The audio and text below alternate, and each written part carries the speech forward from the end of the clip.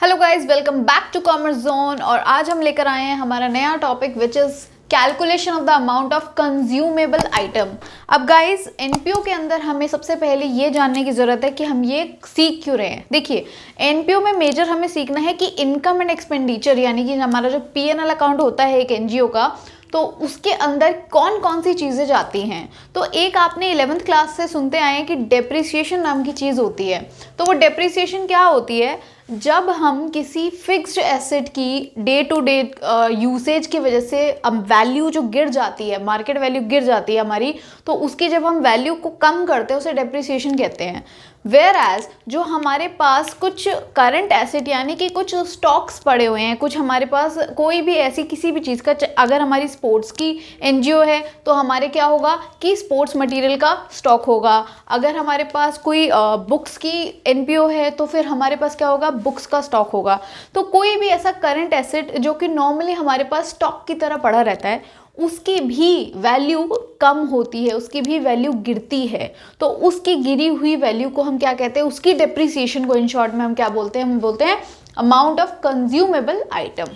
अब इसका यूज़ क्या है? देखिए, ये जो वैल्यू निकल कर आएगी ये हमारी डायरेक्ट इनकम एंड एक्सपेंडिचर के अंदर पोस्ट होगी। तो बड़ा क्वेश्चन अटेम्प्ट करने के लिए हमें पहले ये छोटे छोटे वर्किंग नोट सीखने पड़ेंगे। जैसे हमने लास्ट क्लास में सब्सक्रिप्शन सीखा था, तो जो सब्सक्रिप्शन जिसने नहीं देखी प्लीज़ वो वीडियोस आप देख लीजिएगा, आपको प्रॉब्लम क्लियर हो जाएगी। और आज की वीडियो के बाद आपको कंज्यूमेबल आइटम निकालना आ जाएगा। ठीक है, चलिए स्टार्ट करते हैं फॉर्मेट के साथ। अगर आपको किसी भी स्टॉक को कंज्यूमेबल वैल्यू निकालनी है तो आपको सबसे पहले ये देखिए, आप दो फॉर्मेट मैंने यहाँ बनाए हैं, एक मैंने स्टॉक अकाउंट बनाया है और एक मैंने क्रेडिटर अकाउंट बनाया है। इसका रीज़न क्या है कि हम स्टॉक दो तरीके से खरीदते हैं। या तो हम अपने जो स्टॉक है वो कैश में खरीदेंगे तो उसकी तो कोई दिक्कत ही नहीं है, डायरेक्ट कैश दिया और स्टॉक खरीद लिया। लेकिन अगर हमने उसको क्रेडिट पे खरीदा है तो फिर यहाँ से हमें क्रेडिटर अकाउंट की भी एक फिगर चाहिए होगी, और जब तक वो फिगर हमें नहीं मिलेगी तब तक हम स्टॉक के अपने कंज्यूमेबल आइटम नहीं निकाल सकते। राइट, तो चार चीज़ें आपको क्वेश्चन में ऑलरेडी गिवन होगी। क्या? एक तो ओपनिंग बैलेंस ऑफ स्टॉक और क्लोजिंग बैलेंस ऑफ स्टॉक, यानी कि साल में शुरू में हमारे पास कितना था, साल के एंड में हमारे पास कितना बच गया।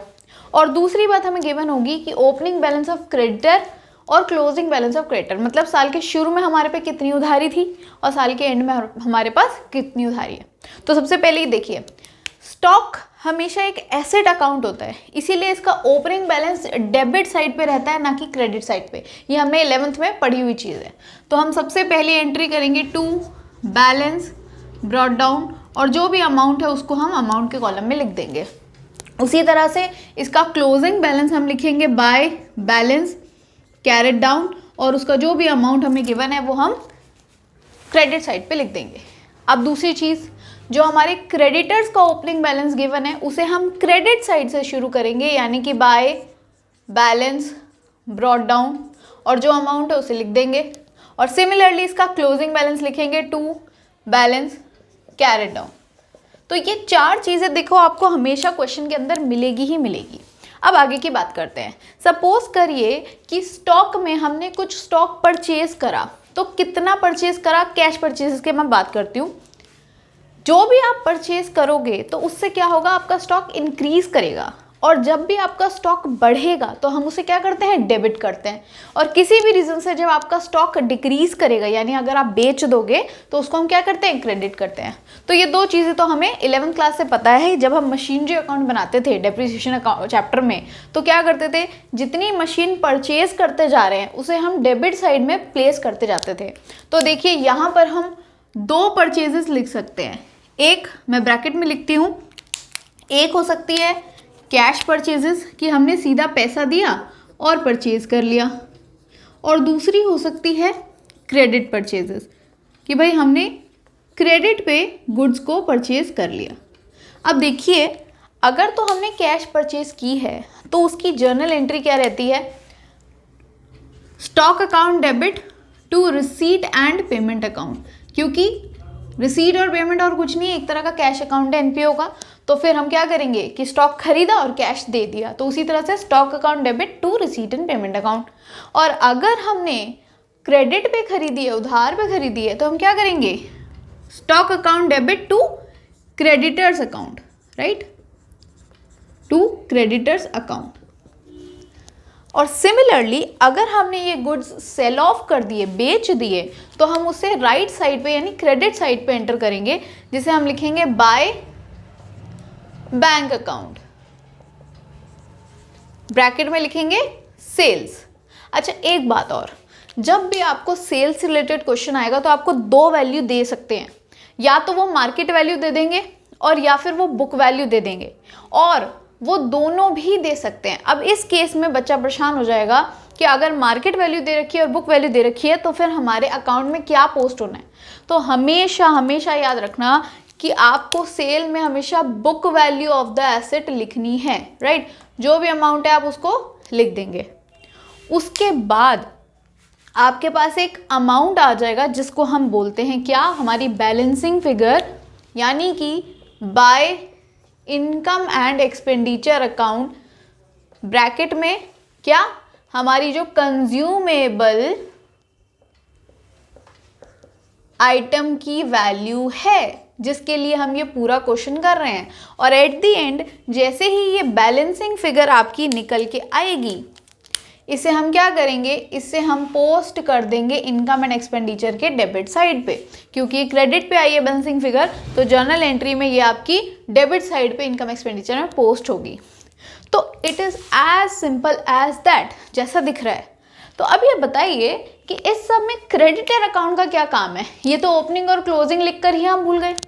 नहीं, इसका काम है, क्योंकि क्वेश्चन इतनी आसानी से आपको नहीं सारी इंफॉर्मेशन प्रोवाइड कर देगा।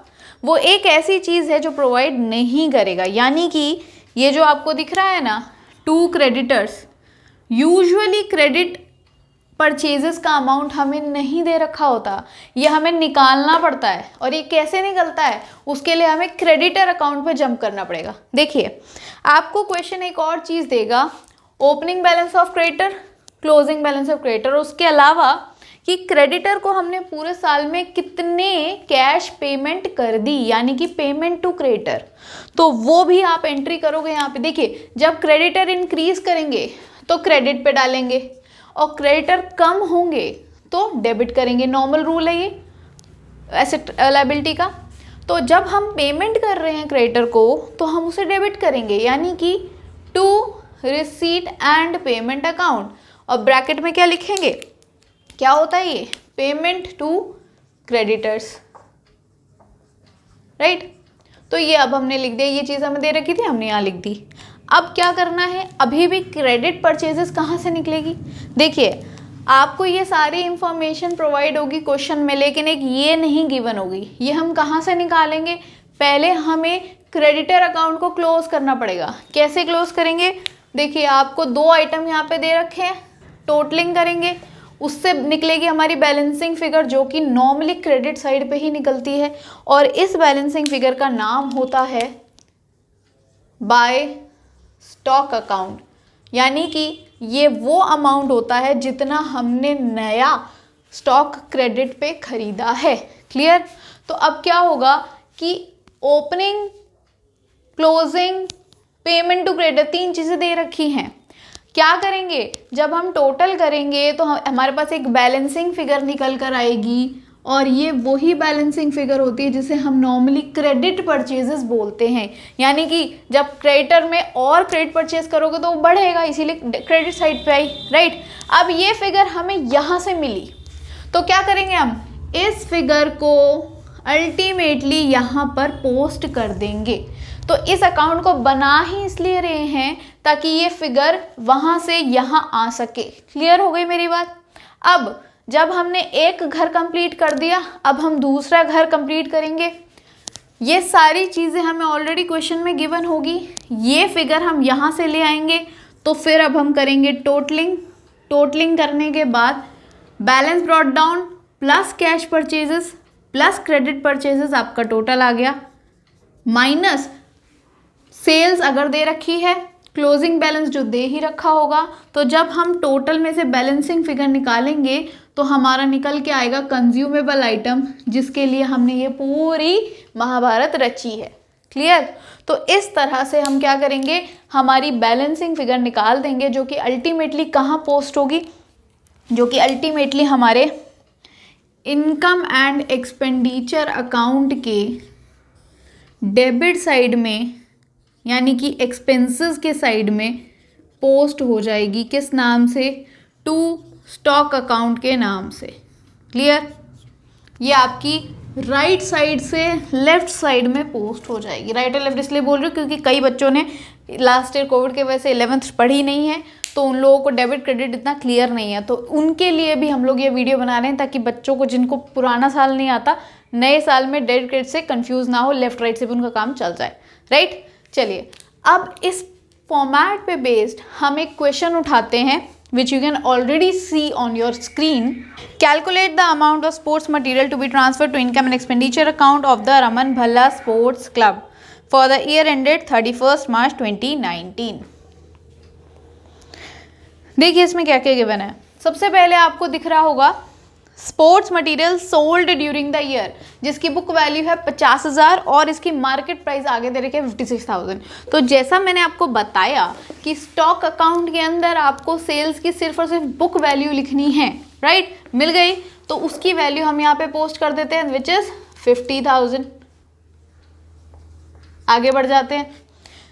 Amount paid to creditors for the sports material 91,000। देखिए क्रेडिटर्स में हमने कुछ क्रेडिटर को पेमेंट करी है, मैंने कहा था ना ये दे रखा होगा आपको 91,000, ये वो अमाउंट है जो हमने क्रेडिटर को पे कर दिया। राइट, आगे बढ़ते हैं। Cash purchases of sports material. अब ये जो स्टॉक है ये कौन सा स्टॉक है? Stock of sports material account हो गया ये एज पर दिस क्वेश्चन, तो मैं इसको चेंज कर देती हूँ, stock of sports material account. अब कैश परचेजेस की जगह पर उसकी वैल्यू पुट कर देंगे। कितनी है कैश परचेजेस भाई? It is 40,000। जो जो आता जा रहा है उसकी वैल्यू हम पुट करते जा रहे हैं जो हमें क्वेश्चन में मिल रहा है। उसके बाद देखिए आपको ओपनिंग और क्लोजिंग बैलेंस दे रखे हैं स्पोर्ट्स मटेरियल के, यानी कि बैलेंस ब्रॉट डाउन दे रखा है और बैलेंस कैरेट डाउन दे रखा है। पुट करते चलेंगे। कितना है balance brought down? 50 and 55,000, 50,000 and 55,000। इसके बाद आगे बढ़ते हैं। क्रेडिटर्स का ओपनिंग और क्लोजिंग बैलेंस दे रखा है, यहाँ क्रेडिटर अकाउंट में आ जाते हैं। देखिए मेरे पास बोर्ड जो है वो हॉरिजॉन्टल है इसलिए मैंने इस तरह से बनाया है, आपकी नोटबुक वर्टिकल है, आप उसे ऊपर नीचे भी बना सकते हैं। राइट, तो ऐसा नहीं है कि इसी तरह से बनना है, कॉपी में छोटा छोटा करके बनाओ, मंकीज नहीं बनना हमें। आप लोग 12th में हो, आपको इतना पता है कि अगर हमारे पास स्पेस कम है तो हम ऊपर नीचे भी बना सकते हैं, बस पोस्टिंग आपको आनी चाहिए। ठीक है, balance brought down of creditors 37,000 और बैलेंस कैरेट डाउन आपको कितना दे रखा है? 45,000।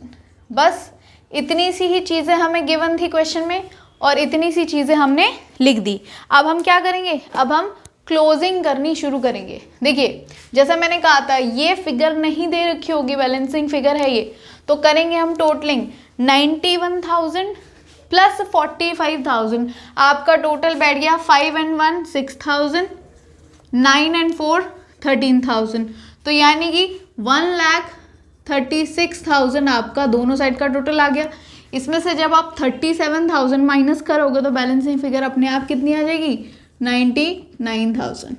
तो जैसा मैंने कहा था कि पहले ये वाला घर पूरा होगा, अब इस अमाउंट को कहाँ पोस्ट करेंगे?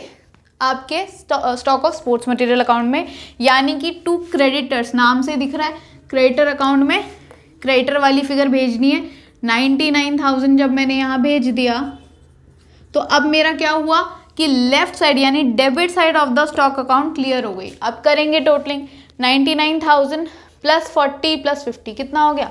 1,89,000 आपका टोटल आ गया। इसी टोटल को हम same to same credit side पे लिख देंगे और एट द एंड जो हमारा मेन काम था बैलेंसिंग फिगर वो निकाल देंगे। तो 1,89,000 माइनस 50,000 एंड माइनस 55,000 कितना आएगा आपका अमाउंट? 84,000। राइट, चलिए अब फाइनली इस 84,000 को हमें कहाँ पर भेजना है? ये वही चीज़ है जो इनकम एक्सपेंडिचर में जाएगी, टू स्टॉक अकाउंट के नाम से या to stock of sports material. तो यहाँ पर हम भेज देंगे इसे 84,000 और इसी के लिए हमने ये पूरा क्वेश्चन किया था। I hope this concept is clear to you all. Right, अब देखिए जिस तरह से मैंने आपको बनवाया है इसी तरह से आप पेपर पे करिएगा, आपके फुल ऑन 3 नंबर पक्के हैं। ठीक है, आज के लिए इतना ही। और कोई क्लासेस अगर हमें बनानी पड़ी तो हम बिल्कुल बनाएंगे इस टॉपिक पे। Thank you.